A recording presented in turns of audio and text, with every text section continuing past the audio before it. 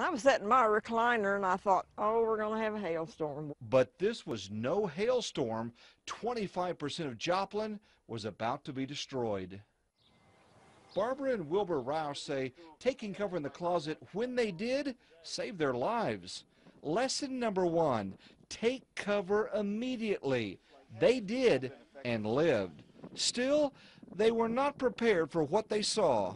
Well, that night, the first time I went out on the porch, I went, my God, where's St. John's? 6 people were killed inside the hospital, but the early warnings and the hospital's severe weather planning saved many more lives there. That's lesson number 2. Have a safety plan. Couldn't get up with the cars or anything. Nearby, I met Jane and Melvin McDowell. They told me they had no idea there was a massive EF5 tornado coming. They don't own a weather radio, and they were not watching television as the tornado was about to carve a 6-mile path through Joplin. My daughter called and she said, get to the basement. Said, there's one coming right at you, Mom. Lesson number 3, own a weather radio. You could hear the windows breaking upstairs. Just a block away, homes were swept off their foundation and now have been replaced. They say that phone call likely saved them. We were told one man rode out the tornado in this underground shelter and survived, but for others, it was a church basement. Most of them are. This is the Blenville Christian Church. Several adults helping with the Minister Virgil Eubanks showed me the basement that likely saved 35 of his members. They were having a small gathering just as the storm hit. Yeah, I'd always heard about a tornado sound like a freight train. I could hear it just right up to the left of me, and it was louder than any train you could ever imagine. The minister said he never made it to the basement. Virgil did something that saved his life. The glass exploded and everything started falling down, and so I jumped inside the kitchen door.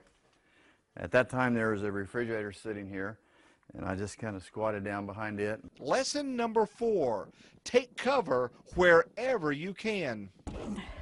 Dana Hewley and Marilyn Van Winkle were in that church basement that night. They laugh now how Dana nearly choked Marilyn as she was ducking for cover. Marilyn gives us our next lesson. We're very fortunate because we were in a basement, and not everyone has a basement, but I think the safe rooms are a real good thing. Lesson number 5, shelters and safe rooms work.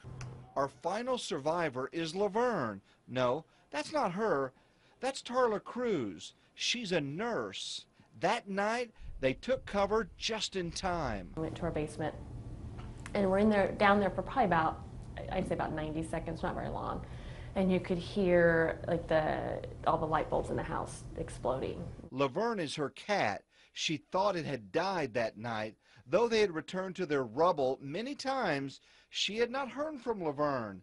Then, 16 days after the tornado, and I was standing there talking to my sister, and she's like, what would you do if Laverne just started me out one? Because we still hadn't found her. And what would you if she started me out? And I'm like, oh, that's not really going to happen. And then, like 5 minutes later, it's like, meow, meow. That's just when this picture was taken, and later it made it to the pages of the National Enquirer. Laverne had lost half her body weight and was severely dehydrated, but was taken to the vet and survived.